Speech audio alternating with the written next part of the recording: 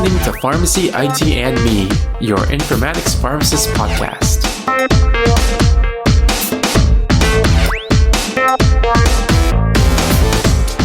Welcome to another episode of Pharmacy IT and Me, and as with every episode, we start off this one stating that the intended audience for this episode are pharmacists who actually manage projects, including those who manage informatics-based projects. So one of the things that we as pharmacists who work in the setting of technology and informatics should know, but really don't get formal training in back in pharmacy school, is how to manage projects from start to finish. So some of us may have the luxury of having project managers at our practice site, while others do not. And I have worked in both of those type of settings. So today I want to go over some of the steps that I've taken when I worked in an environment that did not have a dedicated project manager. In addition to these steps, I'll walk through how we implemented a pharmacy technician medication list review at my last employment for a pilot run several years ago. So before we get started, just as a disclaimer, these are the steps that I've taken, but these are by no means a complete list of tasks that project management professionals would go through. So I don't have a PMP certification, and there are a lot of more detailed information that project managers follow to ensure success.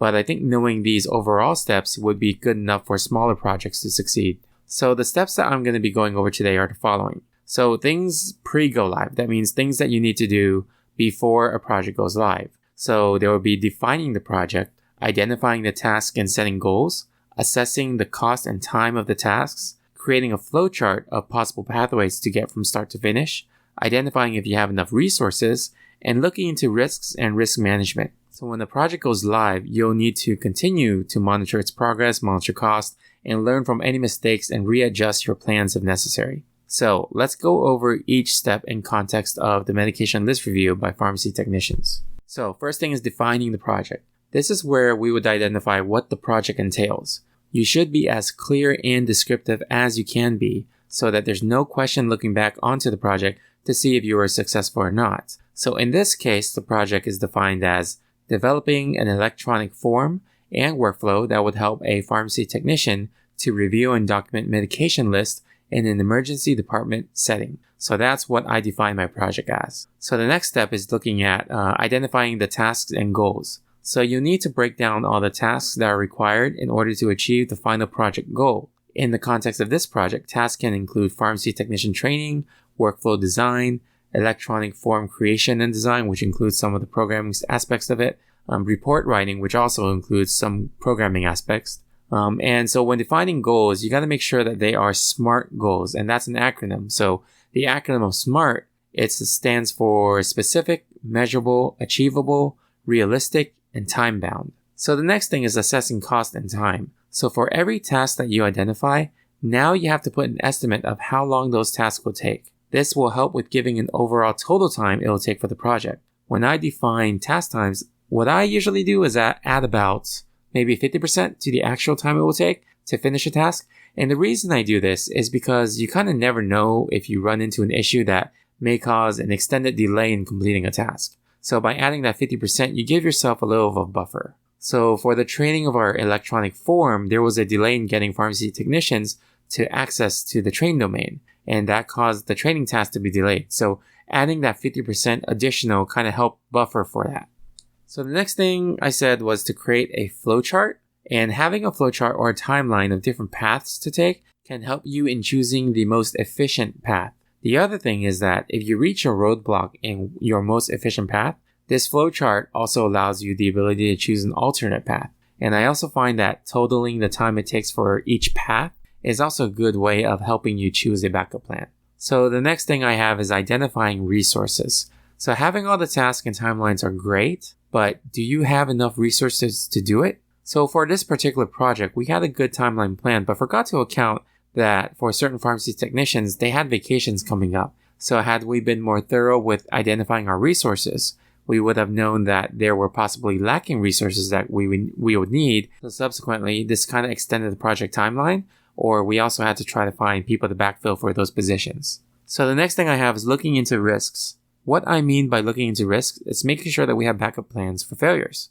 In addition, test everything. Unit testing, regression testing, all those different types of tests that need to be done to ensure functionality and workflows are appropriate. In our case, we had one specific technician test out the form in their workflow of recording and reconciling medication lists for several days in the emergency department. And this was to see if there were any issues with using the form or if there were any issues with the physical workflow in that high-paced environment that they had to be in. So testing and prepping workflows for failure are necessary to the success of the project. Alright, so then once the project goes live, then we monitor the project by looking at the SMART goals that we defined earlier to see if they are being achieved or not. If there are any mistakes or if there are any issues with the workflow, we learn from it and we adjust it in a newer modified workflow. That workflow gets approved, and then after that we implement it again to see if it works. And we go back into that whole looking at the workflow and looking at the goals to see if they're achieved or not. And it's just this whole cycle of feedback and change. So hopefully by now, if you haven't managed a pharmacy project but are going to do one soon, these steps may help you in terms of bringing you a general framework. But if you already managed pharmacy projects out there, maybe you got something out of this episode that you haven't seen before or dealt with before, or maybe you have additional comments that I missed. And if you do, please feel free to contact me and let me know. But if you guys like this episode, you guys can subscribe and rate us on iTunes, Stitcher, Google Play, or any of your other favorite podcasting services. You can also follow us on social media on Twitter or Facebook at PharmacyITme or our Instagram at PharmacyInformatics. Or you can also send me an email at tony@pharmacyitme.com. And I wanted to plug another great networking opportunity. Again, it's called Pharmacist Connect. If you are familiar with Slack workspaces, Pharmacist Connect is a large vetted one in which you have to have a license as a pharmacist, pharmacy intern, pharmacy technician to get vetted and then be accepted into this group. And there's different channels in there for any specialty that you may be looking into, including an informatics space.